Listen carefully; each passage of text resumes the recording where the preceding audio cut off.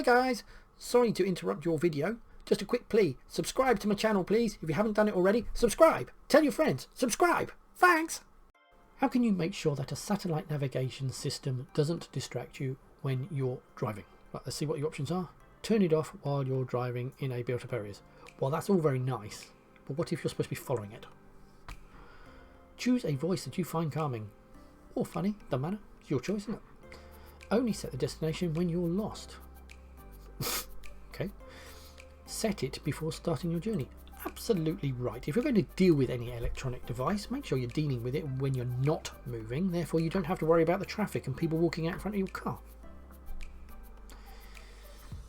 That basically sums that up. Right, what should you do before making a U-turn? Right, you're going to turn the car around in the road. There could be anything coming from anywhere. You must know exactly what's completely around the car before you do it. So let's have a look. Give an arm signal as well as using your indicators. There might not be anyone there. Check road markings to see that U-turns are permitted. Well, that's valid. Look over your shoulder for a final check. Also valid. Select a higher gear than normal. Why would you do that? Alright, so we've got two potentials. We've got look over your shoulder for a final check and check road markings. Well, yeah, I mean, you should be doing that anyway. That's just a rule of the road. But out of both of those, the one that makes the most sense in all situations is check over your shoulder for a final check. Might not even be on a road. So if you have to make a U-turn, slow down, ensure the road is clear in both directions, make sure that the road is wide enough for you to carry out the manoeuvre safely, use your mirrors and look around to check it's safe before turning across the road. Next! What should you do as you approach this bridge? Right, shall I be a cunning fox and zoom into it a bit? Ba-da-ba. Right, so we've got humpback bridge, oncoming vehicles in the middle of the road, no pavements, that's what we've got. So I'm thinking oncoming vehicles in the middle of the road probably means the bridge narrows and it's a humpback bridge so you can't see what's coming the other way, and there's no pavement so you could have pedestrians walking in the road. These are the things I'm gleaming from that situation. So now let's go back and have a look to see what we got. So what should you do as you approach this bridge? Right, move to the right, slow down. That makes more sense. If you've got stuff sitting in the middle of the road and you might have pedestrians around the corner, I don't really want to go out to the middle of the road or move to the right because I'll be in the firing path of oncoming traffic, won't I? Change gear, well maybe, depends on your speed. You might not need to. Keep to 30 mile an hour. Depends on speed limits and availability. So, but I would basically, I'm coming up to a dodgy situation. Slow down. You should slow down and be cautious. Quite right. Hump bridges are often narrow and there may not be enough room for you to pass an oncoming vehicle at this point. Also, there's no footpath, so be aware of pedestrians in the road. Damn. I'm good. Where should you avoid overtaking? Well, when you're going to come into conflict with other road users is a great place. So let's have a look. Just after a bend. Well, just because it's after a bend, it might be a perfectly safe place to overtake. In a one-way street? No, you can overtake in a one-way street. In fact, it's one of the few places where you can overtake on the left or the right on a 30 mile an hour road. Why? There's a bike doing 5 mile an hour. Why shouldn't you overtake him? Approaching a dip in the road. Love that. Now, a lot of people don't know what they mean by that. I'm going to go dip. Let's look at a dip. Here's a dip I prepared earlier. Now, as you can see, the road goes up and then goes down again and then comes back up again. So there's a whole section of road here where we can't see what's in that hole. That is what they mean by a dip in the road. It could be quite substantial. You could have a whole lorry in there. Now, if you've got a dangerous situation like that, they will normally go and put up a caution sign. They'll say caution, hidden dip ahead. They've got solid white lines in the middle of the road, meaning no overtaking. So, I mean, they're going to give you loads of warning. But that is what they're talking about when they say a dip in the road. It's massive. Oncoming vehicles or other hazards can be hidden from view by dips in the road. If you can't see into the dip, wait until you have clear view and can see that it's safe before starting to overtake. And now you can see why. What does this curved arrow road marking mean? Right, These are often used to say get back, because in a minute you're going to get something in the middle of the road which means you can't be on the other side, i.e.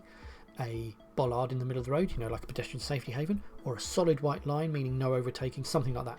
But this is warning you that you must come back to the left now, because you're just about to run out of a valid bit of road to be on the wrong side.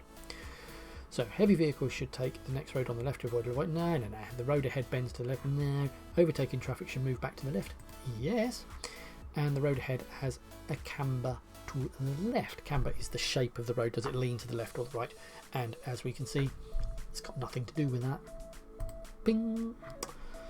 In this picture, the road markings show that overtaking drivers or riders need to return to the left. These markings show the direction drivers must pass hatch markings or solid double white lines. They're also used to show the route that high vehicles should take under a low arched bridge. They're not wrong, you know. What should you do if your mobile phone rings? What should you do if your mobile phone rings while you're driving or riding? Well, basically ignore it. Stop immediately, answer it immediately, leave it until you've stopped in a safe place, pull up at the nearest curb. Yeah, leave it until you've stopped in a safe place. You can always phone them back. Probably someone trying to sell you PPI anyway. Why are these yellow lines painted across the road? And again, let me zip into that for you. There you go, these things. Now you normally get these on the approach to junctions of some sort, and it's to give you a perception of speed. So they often do arrows sometimes, things like this, but basically the way the human brain works is the nearer you are to something, the more perception you get of speed, the faster you feel it is.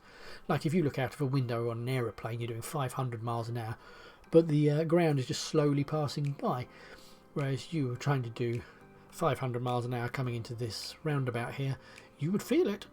So what they do is they put these lines on the floor so stuff rushes at you and it makes you feel as though you're travelling fast, so it encourages you to slow down. Boom, boom, boom. Here we go. Right. To help you choose the correct lane? Nah. To help you keep the correct separation distance? No.